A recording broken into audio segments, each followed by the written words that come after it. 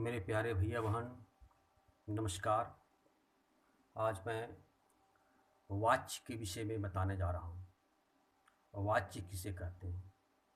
वाच्य का अर्थ होता है कहने का विषय, कथन, बोलना। तो वाच्य के पहले हम लोग क्रिया के संबंध में थोड़ी सी जानकारी लेंगे। क्रिया किसे कहते हैं? किसी भी काम का होना, करना या उसकी अवस्था को क्रिया कहते हैं। जैसे वह पढ़ रहा है, मैं बैठा हूँ, पंखा चल रही है। तो तीनों अवस्था का पता चलता है। इसमें एक शब्द आता है जिसको कहते हैं धातु। तो क्रिया के मूल रूप को धातु कहते हैं या क्रिया के अंश को धातु कहा जाता है। इस तरह उसमें कई भाग हैं। क्रिया कर्म के अनुसार में दो प्रकार की क्रिया होती है, जैसे सकर्मक और अकर्मक। तो खैर इसके विषय में ज़्यादा नहीं बताना चाहता हूँ। मैं वाच्य पर आज मैं बताना चाहता हूँ, तो ध्यान से सुनेंगे और ग्रहण करेंगे। क्रिया के जिस रूप से यह पता चले कि क्रिया का मुख्य विषय कर्ता है, कर्म है या भाव है, उसे वाच्य कहते हैं। जैसे राम पढ़ रहा है, तो इस वाक्य में पढ़ने का मुख्य विषय कर्ता यानी राम है, इसलिए इस वाक्य की क्रिया कर्तृवाच्य है। वाच्य के भेद अब देखिए। हिंदी में वाच्य के मुख्य दो भेद हैं। जिसे पहला कहते हैं कर्तृवाच्य, जिसको हम लोग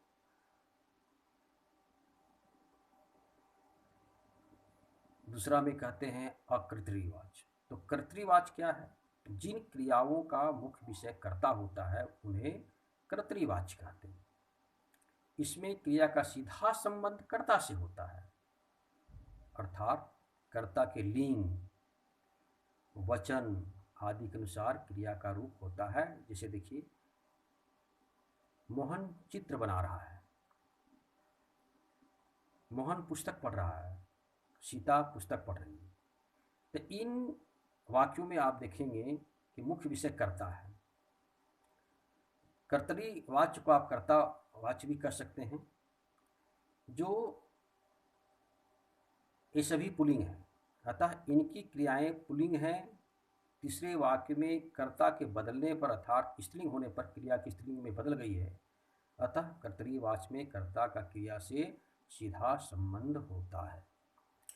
अकर्तृवाच्य देखिए, जिन क्रियाओं में कर्ता मुख्य न होकर कर्म मुख्य होता है, याद रखिएगा, इसमें जिस क्रिया में कर्ता मुख्य नहीं होता है, इसमें कर्म मुख्य होता है, उन्हें अकर्तृवाच्य कहते हैं।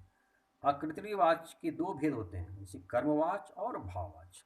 समझ में आ गया? कर्तृवाच्य सिर्फ एक ही होता है, जिसको कर्तावाच्य भी कर सकते हैं। लेकिन अकर्तृवाच्य में दो भेद होते हैं, जिसको कर्मवाच्य भी कहा जाता है और दूसरा है भाववाच्य।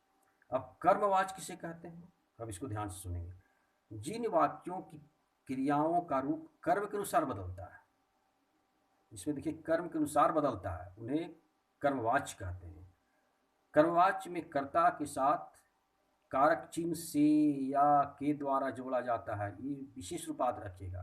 कर्मवाच्य में कर्ता के साथ कारक चिन्ह, कारक चिन्ह जानते हैं जो होते हैं, साथ होते हैं। कर्ता ने कर्म को करण से संप्रदान के लिए, तो वही है जिसे या के द्वारा से जोड़ा जाता है और कर्ता का लोप भी हो जाता है। जैसे छात्रों के द्वारा चित्र बनाए गए, परीक्षा में प्रश्न पत्र बांटे गए, गायें चराई जा रही हैं।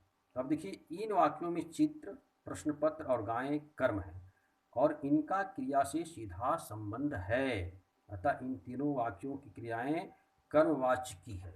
अब समझ में आ गया आप लोग को?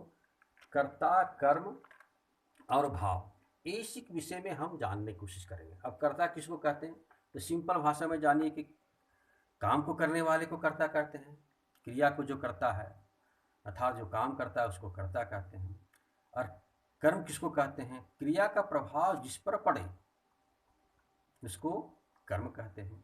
अब देखिए, यहाँ पर भाववाच्य के विषय में बता रहा हूँ। भाववाचक क्रिया के उस रूप को कहते हैं जिसमें भाव की प्रधानता होती है। भाववाचक में क्रिया सदैव एक वचन, याद रखिएगा, क्रिया एक वचन, पुल्लिंग, अन्य पुरुष में होती है। इसमें एक से अधिक क्रियापद होते हैं। सहायक क्रिया के रूप में जाना क्रिया के रूप को का प्रयोग होता है। जैसे देखिए, अब मुझसे नहीं चला जाएगा, सर्दियों में रोज नहीं नहाया जाता, गर्मियों में खूब नहाया जा रहा है, अब खेला जाए, तुमसे खाया नहीं जा रहा है। तो इन क्रियाओं में भावों की प्रधानता है, अतः ये क्रिया रूप भाववाचक हैं। अब देखिए, वाच्य परिवर्तन के सामान्य कुछ नियम हैं कि कैसे हम बदलते हैं। कोई भी सेंटेंस, कोई भी वाक्य जब हम पढ़ते हैं तो उसको अगर कोई कह दे भैया इसको कर्मवाच्य में बदलिए, कर्तावाच्य में बदलिए या भाववाच्य में बदलिए, तो इसको ध्यान से सुनिएगा। कर्तरीवाच्य को कर्मवाच्य में बदलने के लिए कर्ता के विभक्ति के स्थान पर से या के द्वारा लगा दिया जाता है। इसको ध्यान से फिर एक बार समझिए। कर्तरीवाच्य को कर्मवाच्य में बदलने के लिए कर्ता की विभक्ति के स्थान पर से या द्वारा लगा दिया जाता है। दूसरा में क्या है, कर्तरीवाच्य की मुख्य क्रिया को कर्मवाच्य में बदलने पर सामान्य भूतकाल में बदल दिया जाता है। याद रखिएगा, सामान्य भूतकाल में बदल दिया जाता है।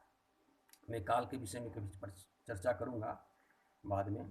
यदि कर्तरीवाच्य में कर्म के साथ कोई कारक चिन्ह लगा है तो कर्मवाच्य में बदलने पर उसे हटा दिया जाता है। चौथा में क्या है, मुख्य क्रिया का लिंग वचन कर्म के अनुसार बदल दिया जाता है। देखिए, लिंग वचन कर्म के अनुसार बदल जाता है। अब उदाहरण देखिए, छात्रों ने पत्र लिखा, एक कर्तरीवाच्य है। अब छात्रों द्वारा पत्र लिखा गया, एक कर्मवाच्य में बदल गया। छात्रों द्वारा पत्र लिखा गया, एक कर्मवाच्य में बदल गया। अब प्रेमचंद ने प्रसिद्ध उपन्यास गोदान लिखा। देखिए, प्रेमचंद ने प्रसिद्ध उपन्यास गोदान लिखा, एक कर्तरीवाच्य है, सिंपल जिसको कहते हैं। अब इसको देखिए कि कैसे करेंगे। कि प्रेमचंद द्वारा प्रसिद्ध उपन्यास गोदान लिखा गया, ये कर्मवाच्य में बदल गया। अच्छा, मोहन क्रिकेट नहीं खेलता है, कर्तरीवाच्य है।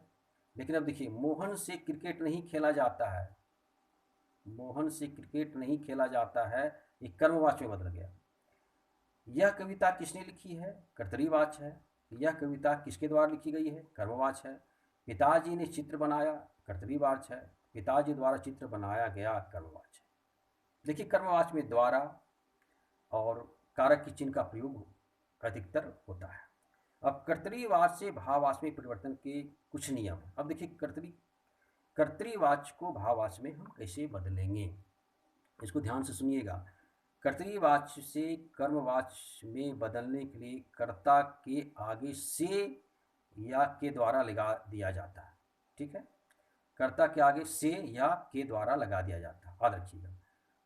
मुख्य क्रिया को सामान्य भूतकाल की क्रिया के एक वचन में बदला जाता है और उसे साथ जाना धातु को अन्य पुरुष पुल्लिंग एक वचन रूप में परिवर्तन करके प्रयोग किया जाता है। देखिए, इसमें थोड़ा समझिए कि मुख्य भूतकाल की जो क्रिया के एक वचन में बदला जाता है और उसके साथ जाना धातु को अन्य पुरुष पुल्लिंग एक वचन रूप में परिवर्तित करके प्रयोग किया जाता है। जैसे लिखेंगे, लिखा जाएगा, लिखता है, लिखा जाता है, लिख रहा है, लिखा जा रहा है। देख रहे हैं, लिखेंगे में लिखा जाएगा, लिखता में है लिखा जाता है, लिख रहा है में लिखा जा रहा है। अब उदाहरण देखिए, मैं नहीं चल सकता हूँ, ये कर्तरीवाच्य है, इसको भाववाच्य में कैसे बदलेंगे। मुझसे नहीं चला जाता है, ये भाववाच्य हो गया। कुत्ता खा रहा है, कर्तरीवाच्य है, कुत्ते से खाया जा रहा है, कर्मवाच्य हो गया। छात्र रोज नहाते हैं, कर्तरीवाच्य है, छात्रों से रोज नहाया जाता है, भाववाच्य है। चंद्रशेखर आगे ना पढ़ सका, कर्तरीवाच्य है, चंद्रशेखर द्वारा आगे ना पढ़ा जा सका, भाववाच्य है। पशु बोल नहीं सकते, कर्तरीवाच्य है, पशुओं से बोला नहीं जा सकता, भाववाच्य है। तो इसमें कुछ नेगेटिव सेंटेंस का भाव आता है, लेकिन इसमें बराबर, लेकिन याद रखिएगा कि भाववाच्य में सदा क्रिया जो होता है सो सिर्फ पुल्लिंग में ही परिवर्तन होता है।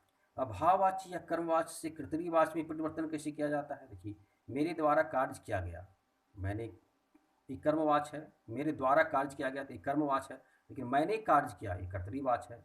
बच्चों से मैदान में खेला जा रहा है, ये भाववाच है। बच्चे मैदान में खेल रहे हैं, कर्तरीवाच है। छात्रों द्वारा परीक्षा दी गई, कर्मवाच है। छात्रों ने परीक्षा दी, कर्तरीवाच है। मेरे द्वारा पतंग उड़ाई जा रही, कर्मवाच है। मैं पतंग उड़ा रहा हूँ, कर्तरीवाच है। स्वामी विवेकानंद के द्वारा रामकृष्ण मिशन की स्थापना की गई, ये कर्मवाच हुआ। देखिए द्वारा लगा हुआ है कि स्वामी विवेकानंद के द्वारा रामकृष्ण मिशन की स्थापना हुई, तो यहाँ जो विभक्ति चिन्ह आया है वो द्वारा है, तो एक कर्मवाच के रूप में परिवर्तन हुआ। तो स्वामी विवेकानंद ने रामकृष्ण मिशन की स्थापना की। अब देखिए ने कर्ता के नहीं चिन्ह लगा हुआ, तो ये तुरंत एक कर्तरीवाच के रूप में परिवर्तन हो जाएगा। इस तरह मेरे बंधुओं, आज मैं वाच के विषय में बताया, उसको समझने का प्रयास करेंगे और कोशिश करेंगे कि वाच क्या चीज़ है। आगे मैं समास बताने का प्रयास करूँगा। अगर आपको अच्छा लगे तो इसको शेयर करेंगे, सब्सक्राइब करेंगे। धन्यवाद, नमन, शुक्रिया।